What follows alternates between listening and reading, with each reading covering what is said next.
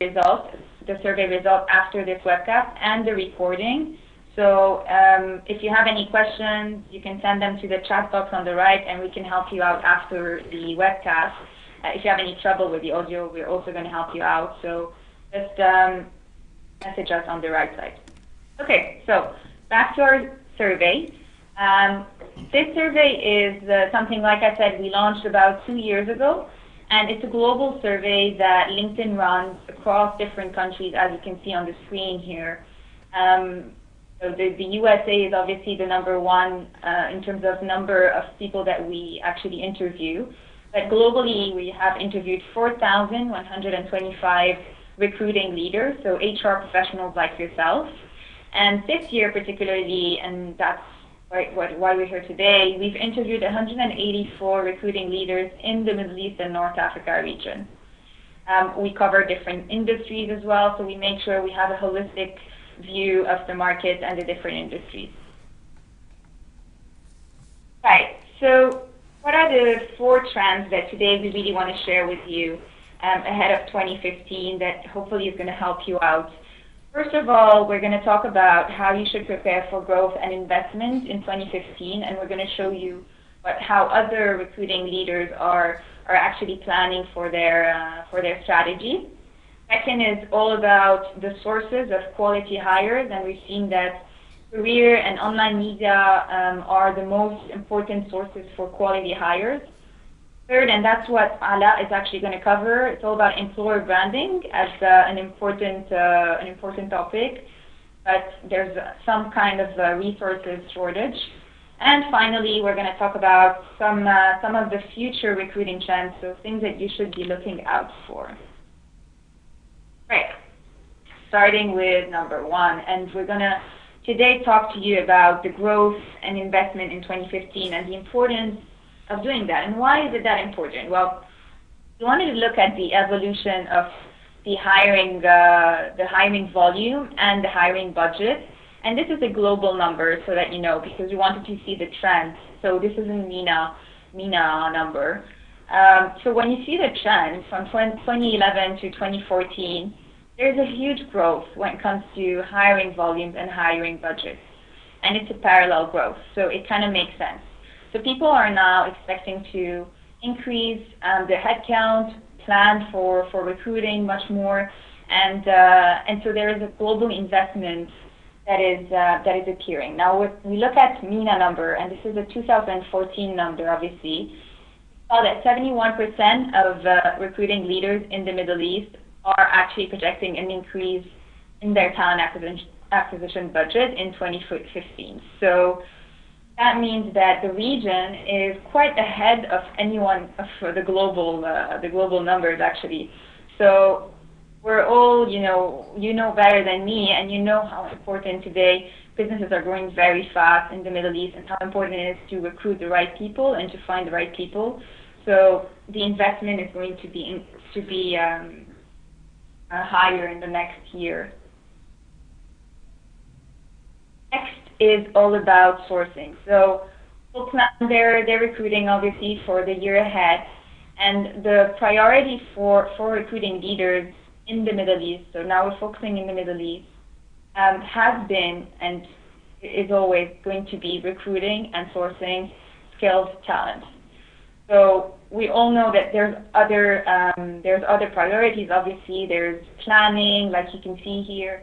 There's also quality of hire, which is an important one. But recruiting and sourcing keeps topping the charts when it comes to priorities for recruiting leaders.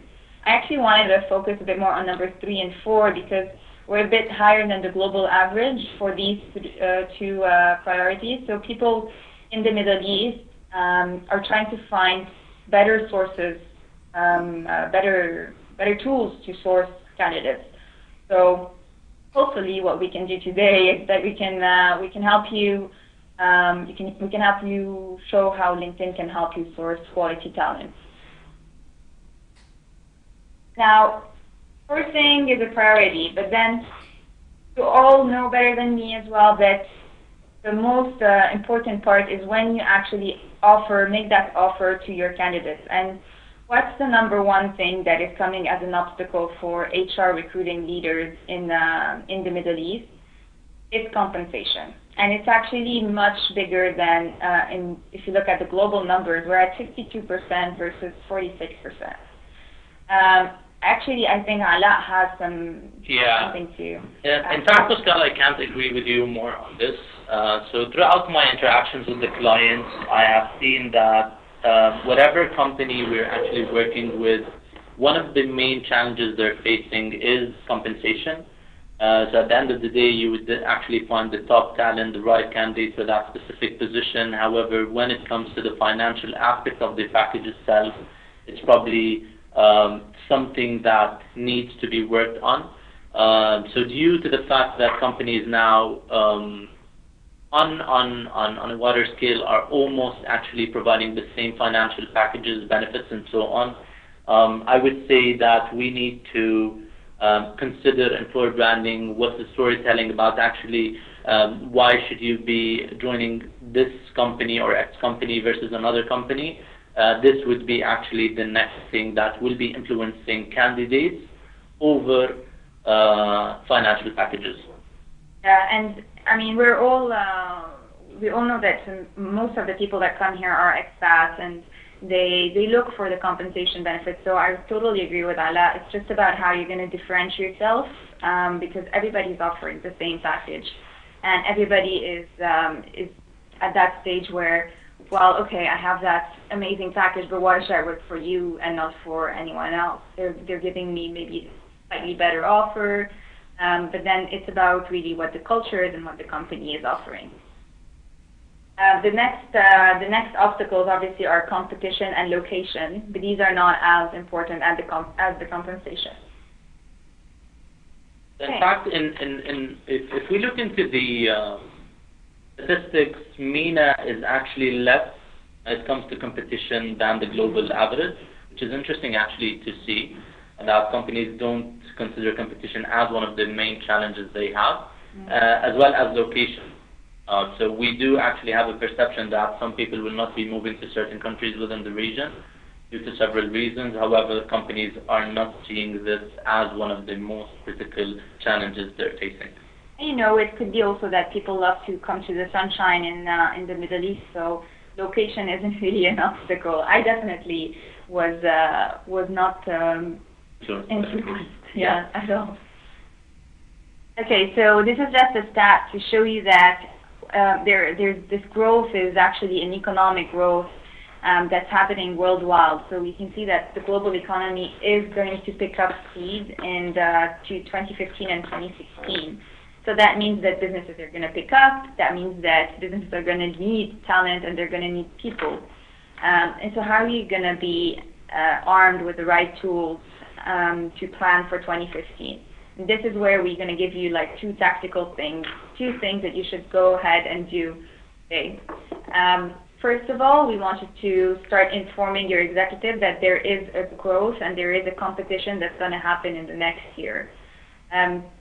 This is not something that you can just forget about and just expect people to want to work for you for no reason. So there's a need for you to like inform candidates about your company and the opportunities that are available. How are you going to inform your executives? Use data.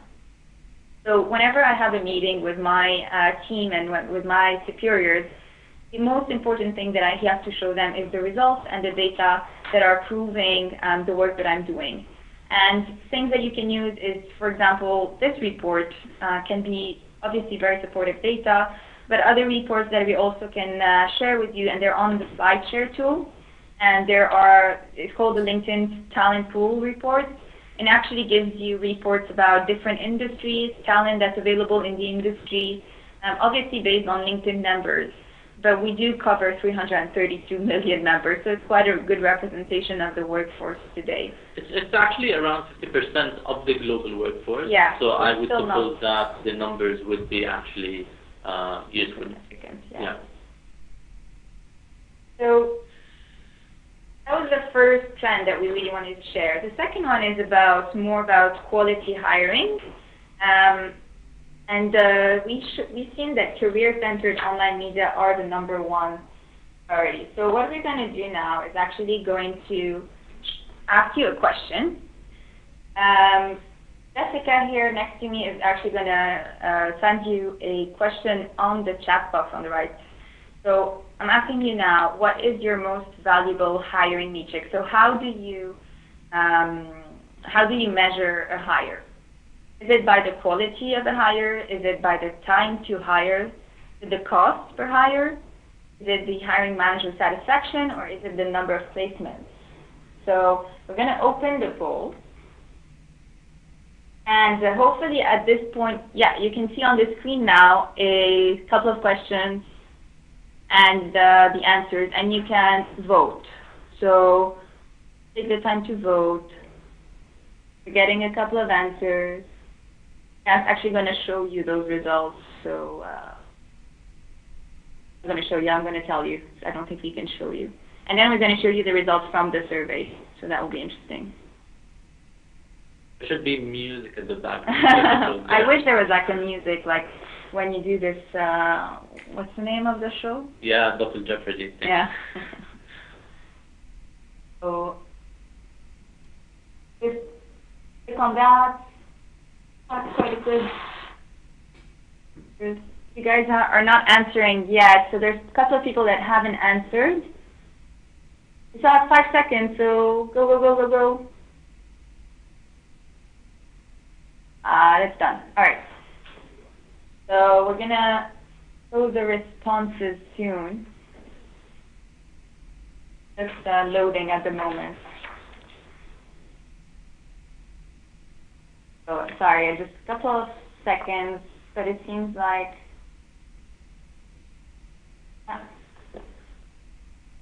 pretty good. Yeah, I think we are, the number one is actually quality of a hire, with 37% of the audience today that said that quality of hire is their number one hiring metric. And the next one was the time to hire, and then it was the hiring manager satisfaction. Actually, no one said cost per hire as a valuable metric, which is quite interesting. We didn't have much answers today, but next one I'm expecting a lot of people to answer. All right, so let's see the results of the survey itself.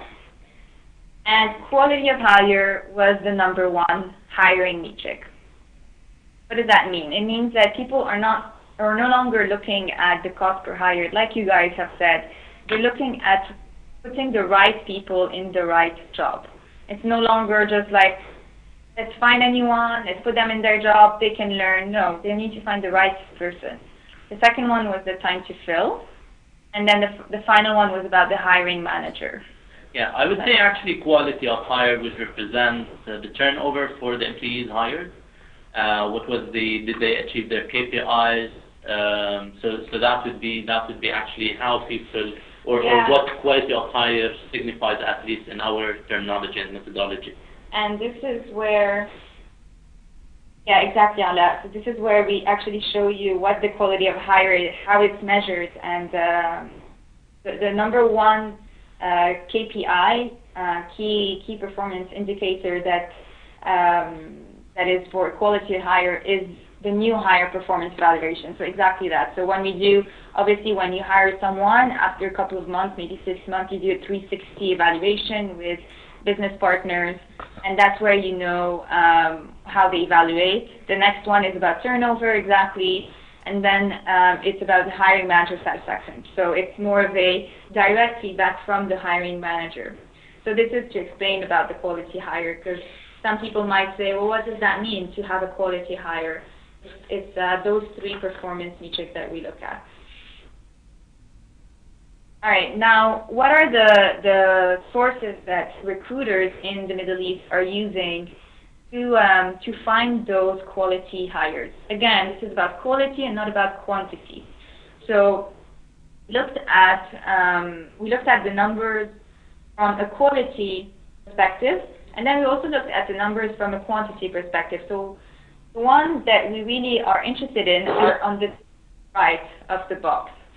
And you can see that it's mainly online. So you can see internet job boards, social professional networks, and the company career website. These are the three top sources that recruiters are using today to find quality talent.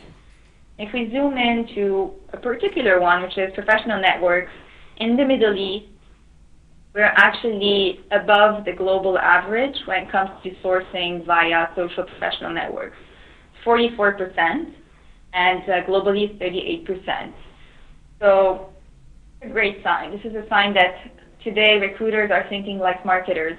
They're moving to just posting and praying and waiting for someone to apply for their job. They're actually going and proactively branding themselves and finding people through LinkedIn, through other professional networks. It's a great sign that the market is moving to social recruiting.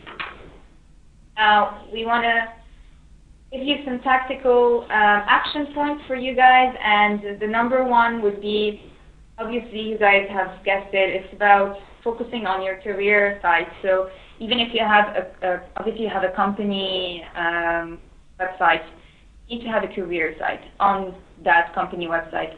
I'm sure that you have web developers, and it's just not that complicated to add a career tab to that website. The second one is about optimizing your job descriptions. So the reason I'm saying that is because people today just go on Google and they type in a couple of words, find a job that they might be interested in, and if you're lucky, you're going to be in the top results. But if you don't optimize them, and if you don't put exactly the keywords that people might be looking for, chances are they're not going to find you. And then finally is about measuring your ROI. So in that quality of hire, how are people measuring their recruiting today? We look at three different or more than three different KPIs, and the quality hire was an important one. So it's just about understanding how you're measuring your return on investment on different sources that you're using, and making sure that you're using the most efficient ones, obviously. That was kind of my two trends that I wanted to share, and now it's all going to be Ala talking about employer branding as an important one for you today. Yeah. Hi everyone, thanks Pascal for actually presenting the first two sections of the MENA recruiting trends for 2014. So let's start actually by just explaining a little bit about employer branding, and I believe we are all influenced by advertising at the end of the day. We are consumers at the heart. We are influenced by advertising, and this will actually make us choose a brand over another in our daily life. And if we want to just explain or define employer branding, so employer branding would be the unique and differentiating promise that a company actually makes to its employees and existing or potential candidates. So if I would ask you as recruiters or members of certain organizations, how do you see your company? You would actually have the full picture.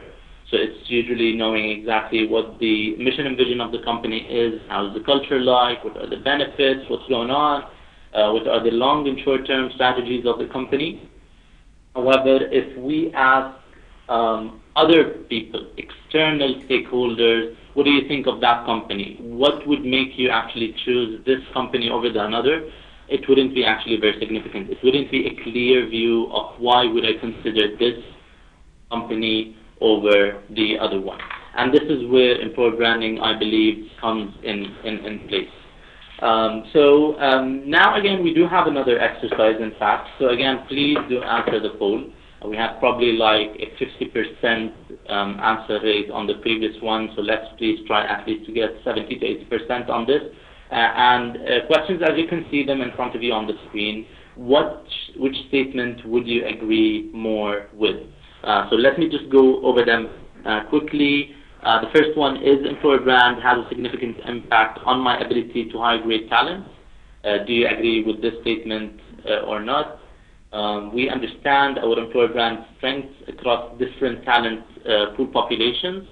Employer brand is a top priority for my organization. And the last one is those responsible for our employer brand have enough budget to do it well. So it's all about budgets. We'll be starting the poll now, 1 minute.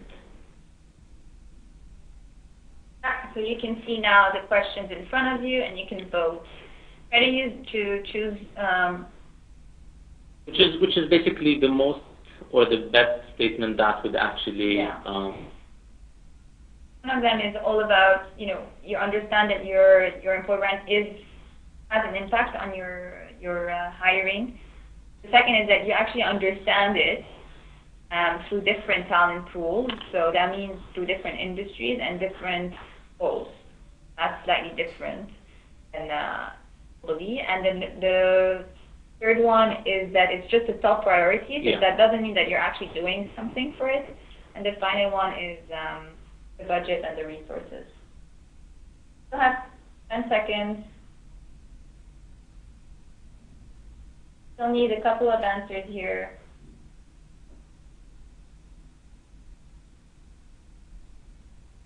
Okay, we're done. So, what were the results?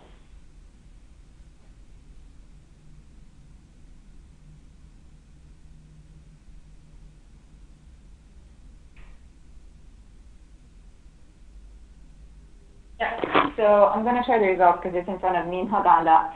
The first, the number one was employer branding has a significant impact on my ability to hire right down. So that means that people are actually conscious that it has an impact. And most of the people. And then next comes employer branding is a top priority, meaning people understand it's a priority. It doesn't mean that they're actually doing something about it. And then it was we understand our employer brand across different talent pools. And the last one was the budget issue. So I'm going to take you through the answers from the survey. Yeah, all right. Very interesting, actually. So let's go through the results of the survey that we have done. So remember, actually, guys, we are actually sharing whatever survey we did. Again, just recapping on Pascal's notes earlier, we did survey global leaders of HR, and we included the MENA region as part of this survey. So what they have seen basically is very similar to your results today. It's very interesting to see this alignment between both. So we have seen that 72% of the recruiting people feel that their employer brand has significant impact on the recruitment, hiring actually good people, which is very interesting, and we're almost on par with the global average. And something that I would want to raise actually, which is if we look on the very right of the graph or chart, we can see that 55% of the companies said that, okay, the people who are responsible for employer branding don't have enough probably budgets to do it. I believe this is, and it doesn't actually align with the 72%, or in fact with your things today, because it was a pitfall that probably company fell into in 2014. They did not budget for employer branding activities throughout the year, and then all of a sudden when they wanted to, they didn't know basically where to get that budget from. And sometimes that budget doesn't come from HR, right? Like most of the time, there's a collaboration between HR and marketing. Because it's all about employer branding, there's the word branding, there's the word brand. And so as a marketer, I know that for a fact that our HR team really works closely with our marketing team to always be aligned with the messaging, and the budget is always split. So what's interesting actually that the MENA region is ahead of the pack when it comes to employer branding. That means that companies, in fact, do come in the top chart when it comes to investing and prioritizing employer branding over other activities within the HR and recruitment functions. So we can see actually MENA is on par with some big countries like the US, Australia, South Africa, Southeast Asia as well. So it's interesting for us to see at least that companies have started to value why would they invest in employer branding, and what would be the impact on that.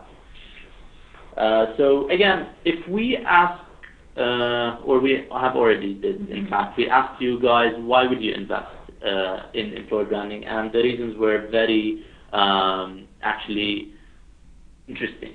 So they do know that they'd be hiring a lot. So actually increased number of hiring, which would eventually get us to the increased competition, and then, of course, the quality of candidates. So I believe, I always say it's a domino effect. So we need to hire more people. We do have competition, so it's getting us to actually a difficulty in getting the right people on board. As you can see, the chart actually tells that 65% of the people surveyed said that increased competition is one of the main reasons they're investing in employer branding. And the second would be the increase in hiring. And as outcomes of investing in employer branding, companies have seen that there is a 50% reduction in terms of the cost per hire year over year, and that wouldn't be, of course, on the short term, but we consider that to be the outcome on the long term. And as well, 28% reduction in the turnover rate within the companies who have invested in employer branding. Remember, employer branding is not only about showcasing the best of the company or what are the best things about it externally, however, internally as well. So making sure that the existing employees actually believe in the culture, know exactly what's happening, they're part of it, they're really impacted by what's happening is a crucial thing. So that would be probably my 4 takeaways of today's employer branding investment in 2015. Why would you invest? Or what do you need to start doing to make sure that you're on the right track? Is, first of all, budget for employer branding. I know it's probably a bit late. Some companies have already done their budget. Some are actually doing it sometime now or later, early next year. Just make sure you have enough budget as per the plan. So never say it's an ad hoc basis. Never say that with employer branding. Yeah, it should be a strategic plan that should be implemented in place. And make sure you're on par with your competitors. So you don't want actually to be investing 20% versus other people who are investing 100%. Yeah. Just to make sure that the activities of your employer branding are on par with competitors. Leverage your employees. Well, let it be on social media networks or off social media. So again, this recaps on having this internal employer brand as well. Make them part of your culture. Have a vision and mission of the company. Have this. What does it signify to them being part of this company? So that's really important. Have a content calendar. I would always say that. Have a content calendar on what you'll be actually doing throughout the year. I would suggest do it on quarterly basis, as there will be changes throughout the year. And that would make sense for you as HR people and recruitment people as well to partner with marketing communications. So you know the people that you want to go after, and they would help you in the storytelling. Last but not least is create consistency with the experience of the candidates. So from the call from the recruiter to actually getting them into your premises with the interview process, let it be consistent so they feel that there is actually an image after this company. So I'm going to finish by actually revealing what recruiting leaders believe would be the future of recruiting in 2015. Again, employer branding is there to stay. So we can see actually 34% of the people we surveyed said they want the employer branding to be upgraded. So they want to take it to the next level basically and just not stick to the very basics of it. 32%, which is not on par with the global average, said they want to utilize social media. I have seen personally throughout the past 12 months that companies are getting more and more used to being on social media platforms when it comes to recruitment, and they're starting to adopt this social recruiting trend, which is very interesting. And 27% versus 12 globally recruiting globally is one of the things that they're saying they want to have. And that actually gets me back to a survey that LinkedIn did a few months back about the talent migration globally, and apparently the United Arab Emirates and Saudi Arabia were one of the top 3 countries to attract talent globally. United Arab Emirates came in the first place, Yeah. second was Saudi Arabia, so it totally makes sense with this survey. It's very interesting, by the way. If you can get hold of this survey, you will see actually really interesting information about talent migration globally. Just so you know, we are sharing those insights, so you're going to get all of these details after the call.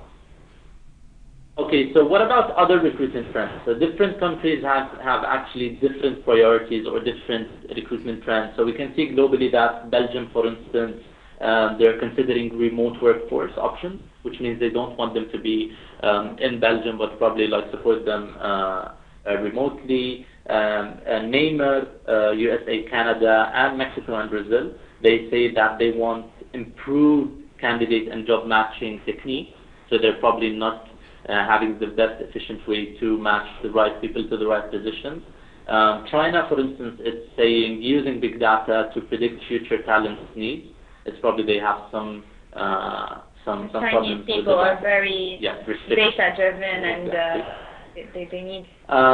When it comes to the MENA region, we can say that 56% of the people said that they are having problems with matching the right people to the right opportunities within their organizations, which is interesting and aligns with the USA, Canada one. And 46%, which came in the second place, they said recruiting, or they want recruiting to become more of marketing. So we need to get HR people and recruiters to think like marketeers at the end of the day.